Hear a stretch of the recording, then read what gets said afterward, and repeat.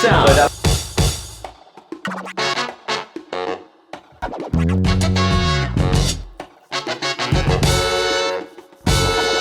Hello and welcome to our season finale of the 2019 series of Someone Else's Story. Woo, we made it! I am so psyched to be joined by the fantastic Mark Manley, and we'll be talking to him about his journey as an artist and combining his love for drawing with his love for film. Welcome. Hello. Welcome to Someone Else's Story. Thank you for having me. Thank you. This is so. Just so you all know what's happening, Mark's going to draw me. I am. Because I've been jealous of the 3-minute doodles for ages, and I thought, you know what? I want one. Yeah, he's coming out. I might, so because we're doing it live, I might Yeah, just we do are. a little pencil rough. Please first, do. So I'll try and be still as well. But, yeah. Still for a minute, and then Okay. you're fine. And then I'm safe. It's fine. Cool. It's fine. So, just because I feel like this isn't difficult enough for you, I'm now going to ask you questions because that's Thanks. helpful. When did you start drawing? I have been drawing since my earliest memory, to be honest. I'm very lucky that my parents didn't stop me drawing on the walls when I was a kid. Brilliant. So basically, I had a cupboard under the stairs. And Harry Potter-esque. I didn't live in it, but I was allowed to draw on the wall in there. My parents just let me, because it was a door that could be closed. Yeah. And so I was sitting there with my felt tips, and I remember I was a toddler, so 18 months or whatever. So I remember being allowed to do that. And I never stopped. And then did you ever do any formal training? Yeah, well, obviously I did O and A level at school. Uh-huh. Although unfortunately my school, by the time I got to A level, they had stopped running the course officially, so I had to do it in my spare time. But it was quite handy because it meant I could give up doing PE and games to do art instead. I mean, And I didn't like it's PE. paying dividends now. Just saying, PE wouldn't have got you here. I didn't like PE and games at school, so it was quite handy to be able to give those up. So, but I didn't pass my A level art. You are kidding No, me. I failed it because I was doing it in my spare time, I suppose. I mean, that shows the British educational system knows nothing. No. I got the others. Yeah, I got my other 3 A levels, but not the art. So I ended up going to the replacement A level in High Wycombe for a year, and then I went on to Southampton to do 2 years there. So yes, I have training, but most of it, I'll be honest, there's some stuff that you learn, techniques, and colour theory and stuff like that. Yeah. And I love colour theory. But a lot of it is just practice. Draw, be inspired, don't stop. And it's funny because I went through a phase where I didn't draw very much after college. Right. I got You're just sick of it, or? no, because I think but I was like, I had a job after college and stuff, so I did maybe a couple of commissions. People commissioned me to paint their dogs and cats. Yeah. And things. So I did a couple of those a year, and that was it really. Right. And it just continued like that for ages. I just drew now and then. But then what really changed was the sort of advent of social media. Yes. Because I got Twitter Uh-huh.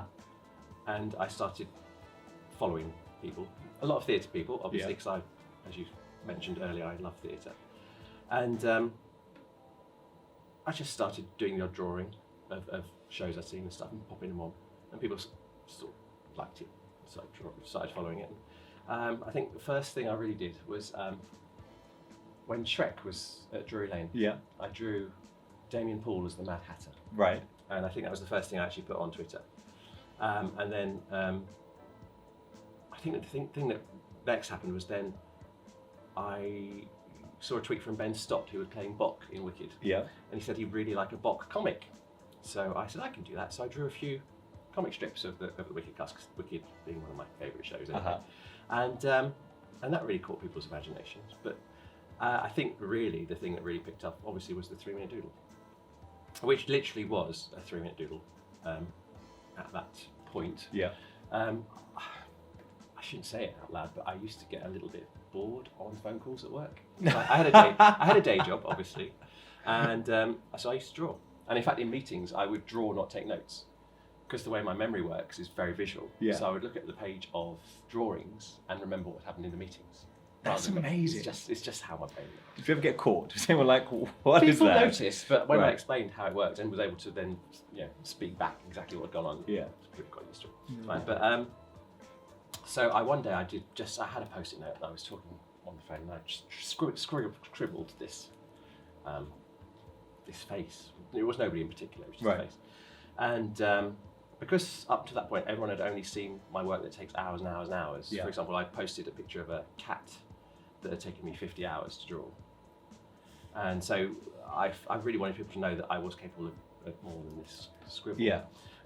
So I just I can do hashtagged more. it 3-minute doodle. Right. And a friend of mine tweeted back, "Oh, draw me." So I said, "All right then, so I will." And so I drew him. And then I got a couple more requests. And before I knew it, I had over 300 requests. That's crazy. And ended up drawing quite a lot of stagey people, I suppose.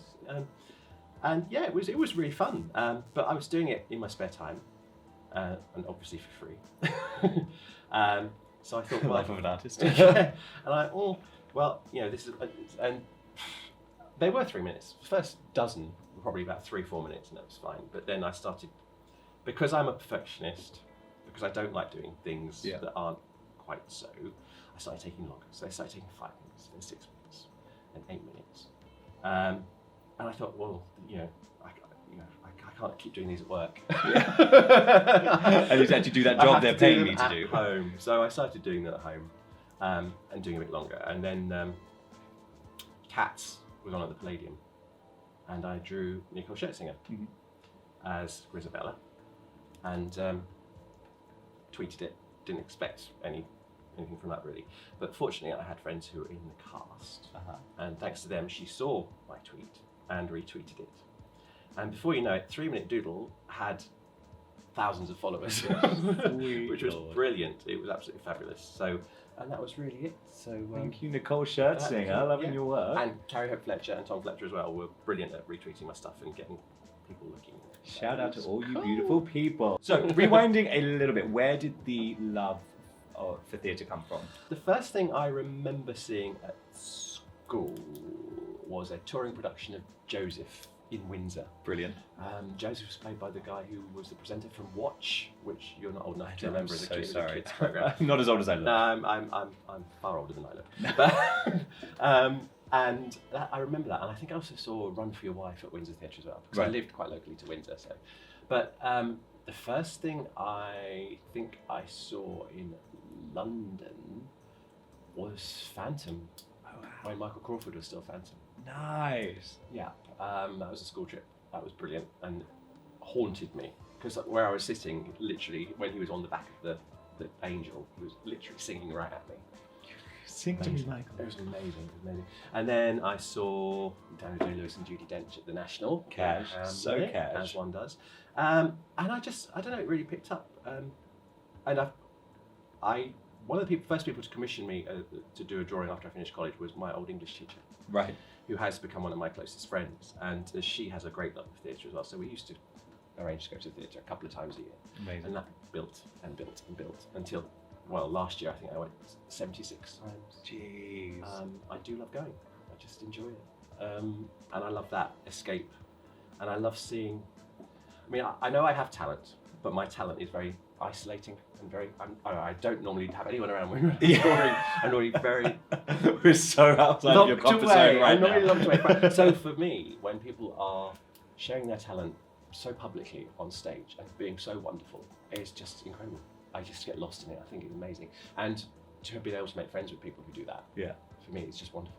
It gives me such a huge buzz. It's definitely a cyclical thing though, because you're also very supportive on your social media. And absolutely. I remember when you came to Soho Cinemas, I was like, guys, the 3-minute doodle, guys. And I loved that. I mean, it was great. I think it was the third iteration of the show that I'd seen. Because I'd seen the concert and I'd seen it at Soho Theatre. And I loved it. It was great. It was just the interpretation of it. And of course, Luke had been thrown on last minute as an understudy. And it was just all carried off wonderfully. So, but actually, a friend of mine did say to me, he said, "You never tweet anything negative when you've been to the theatre. You must dislike something." I said, if I see something I don't like, I just don't say anything. Yeah, no, absolutely. Why would you do that to somebody? Yeah. Why would you? And I do see a lot of negativity on social media about things, but I refuse. I don't want to be part of that. If I see something I like, I'll make sure people know I liked it. Well, particularly with social media, you never know who's going to see it. Like, exactly. You know. And plus, quite a lot of times, the things I've seen, I know people in it. Yeah. And why would I want to offend? I just want to go slagging off the people that you enjoy. But I just really enjoy it. And of course, thanks to that, obviously, most of the people I drew as part of the 3-minute doodle project were theatre people. which enabled me to do my exhibitions at the Theatre Cafe. Absolutely. Which was a great little opportunity for me to have my art on display in the centre of London, and have a couple of launch parties where lots of nice theatre people came and supported me. Because theatre people love a party. Yes, and it was great. We did have free bubbles thanks to the Theatre Cafe. It was very nice. But yeah, that was really great for me because it meant I could actually be amongst people who were coming in to look at my work and get that feedback. Because as an actor, obviously, you get the applause at the end, hopefully. And even if it's just one person, one hand clapping. But it was nice to actually have that feedback. It's nice for people to say nice things face to face. It was lovely. So I really, having those exhibitions. I will try and sort out another exhibition soon. I think 'cause it's been a while since I've had one. Good to see it. And of course, I published the book. I published the book. I love the book. And it was so lovely because I thought, well, I'll do a Kickstarter. Yeah. And see if I get any. And I got enough support to publish it, and I did a print run of it, and I've got about 3 copies left now. And it's almost sold out. And I get so many people just being really nice about it. And I also got a couple of people to draw me for the back of the book too. Brilliant. How was that? Was that a humbling experience, or do you know what? do you not feel really secure in your own talent? You're like, I'm good. I'm good at what I do. I would never. I don't disparage anyone else's talent, and the people who drew me actually were all very talented people. And I loved seeing, because it's all about perspective. I draw what I draw is an interpretation of what I see through my hand. Yeah. Basically, so I can get quite photorealistic results, but I can also do something a bit more stylistic, stylized. And other people do the same, and I love seeing what other people do and what they see. Yeah. Because we all see things slightly differently. We've got a different view of the world. And I'm not drawing very much right now while I'm talking to you. It's definitely okay. But you're allowed to take talking breaks. But what's even nicer is like just being out and about and people saying, "Oh, are you 3 Minute Doodle?" I mean, it's just weird. Yes, that is my full name. It's my full name. Yes, I have changed it by default. Yeah. So skip back to, you took the decision how long ago to give up the day job? 2.5 years. Approximately. How was that? It was fun. I mean, I have been doing my artwork as a second career, if you like, as a part-time thing for pretty much all my adult life. I said there was a period after college where I didn't draw a lot, but after social media it picked up, so I started taking commissions. And it was great. I mean, it was like second income, it was nice, but I was given the opportunity to move on. There was some reorganisation in the job that I was doing, and it was a good chance. I could leave and go and get another job doing another office job. Yeah. And the day job, unlike what I was just saying about all the praise I get from my artwork, which is lovely, the day job was customer service management, and that's not a lot of positivity. Yeah. It's normally people complaining. So I could have just gone straight off and pocketed the money I got from the old job and got a new one and kept going. But I thought, no, I need to take the chance to do this full time. I tried in the past, pre-social media, and it just hadn't taken off because there weren't the avenues and the outlets for me to get a following. Yeah. But thanks to the fact I have a quite nice social media following, obviously Instagram and Twitter, I just thought I can do this, give it a go. So I did, and I'm still doing it. I'm still having a go. It's so good. I'm very lucky that I have enough of a following that I get inquiries for work every day, which is really nice. And not all of them come through, obviously. I have to charge enough to live on. And that's all. Sometimes that's that. People are a bit surprised about how much a drawing might cost. But again, that's worth every penny. People don't skimp on it. I struggle with that as a thing. When I honestly don't mind as long as people say to me, "I'm sorry." Yeah, if they say, "Sorry, I can't afford what you just said," I can suggest something else. Yeah. I can always come up with an alternative. Yeah.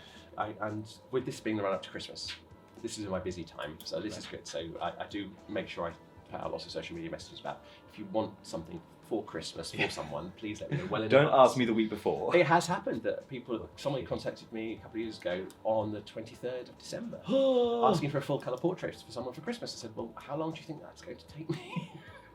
Because if you're looking at, I know these take, 3 minute doodles aren't 3 minutes, but they still only take about 45 minutes to an hour. Yeah.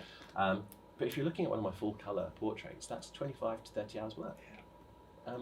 It's a lot of time, and it's not something I can do last minute. And I hate letting people down. I hate saying no. It's like you don't want to say no to any work. Yeah, of course. But sometimes you do need to just emphasise Sometimes it's that's just a lot not of work. possible. Yeah. I know I make it look easy, but it isn't. That's because I'm really good. Yeah, I saw a really lovely quote on social media. If I do something in 30 minutes, it's because I spent the last 10 years learning how to do it in 30 Yeah, minutes. 100%. And I do say to people, you're paying me not for the time I spent doing this, but for the 40 odd years of practice I've been putting in. Yeah. Which I think is fair. I get such a buzz from the positive feedback. Yeah. And it sounds really sad, but I really love it when people cry. Definitely not sad. It's good. It's because what you've done is touched them. I have people cried, and it's just so nice because it's an emotional connection, which I guess again is something that actors can relate to. Yeah. If you can move an audience to tears, that's something quite special. Yeah. So tell me about the October. This is a specific October project. Yeah, so they call it Inktober. Inktober, that's it. I knew there was a really clever name for it and I couldn't remember it. I know, it's the clever plays almost. Because for Inktober, every day on social media you produce a drawing in ink, strangely enough. So is that like a setup thing? It wasn't you being like, no. I didn't realise that. A chap actually set it up on Instagram a few years ago. Right. And I first participated the year before last, so in 2017, and I did, every day I added to one piece, and every day with a little miniature I have that. cartoon. Telling them about that one. Yes. There's a little ink cartoon of a different show that I'd seen, 31 different shows in total that I'd seen in London on this one drawing. And that proved really popular, and I think people liked seeing it build every day. Yeah, big time. And I did little videos of it and stuff, and it was quite cool. And that was really quick. I was doing 15 to 30 minute little cartoons, and it didn't really impede on my time too much. So I didn't get stressed. It didn't take over my life. It was fine. And then last year I thought, well, I'm going to do it again. And they have to be ink drawings, and I wanted them to be stage related, but I also wanted them to expand. So I thought stars of stage and screen. So I thought, how will I do these? So should I do just 3 doodles? I thought, no, let's do something a bit more, a little bit more polished, because I do like to do the detail stuff. So I thought, and I've just started working on grey card in black and white ink. So I thought, I'll do portraits every day. Clever me, I'll do portraits every day in black and white ink. And that won't take long at It'll all. be fine. And actually, the black ink is actually a mixture of black and sepia, so it wasn't solid black, so it had a bit more life to it. Did you mix the ink yourself? I mixed it myself because Holy the Lord. grey card had a little bit of a warm tone, so I wanted the black ink to have a warm tone. Right. Technical stuff, sorry. So I made myself a list of people who were stars of the silver screen and stage. And I thought I'd start with Louise Brooks, because Louise Brooks is an icon. I mean, absolute icon of the black and white movies. And it's stunning. The thing is, because she's such an icon, and because I really enjoyed doing that picture so much, it ended up taking me 5 hours. Which I appreciate. Not the intention. I appreciate it's still quite quick for a portrait, but it was a long old draw. So every day for 31 days last year, I produced a brand new ink portrait on card, on top of all the other work that I was doing. So I just brought a selection for you. It actually made me ill. I was exhausted. It's a lot to do on top of everything else. Yeah. And I was ill for 5 days afterwards. Literally I honestly felt like I didn't want to see another black and white drawing again. Like, I'm done. Like, that's not going to happen again for a while. To the point that I was commissioned to do another portrait in that style about a month later. And I sat down to do it and I felt physically sick. It's like aversion, I built up an aversion. But I sat down and got on with it and did it. It's fine. I can do them now. So okay, you're cured. Anyone wants one? There you go, guys. Come and get them. Mark, thank you so much for spending some time with us. This is so cool. Where can everyone see your stuff? What's happening next? Sure. Tell us all the things. The easiest way to see my work is on my website, which is www.markmanley.co.uk. If you don't remember that, you're a good. And then, or Instagram, MJManley1971. Brilliant. Or 3 Minute Doodle on Twitter. Boom! And we'll put all the links to all of those in the bio for this video. Thank you so much. And here is the picture.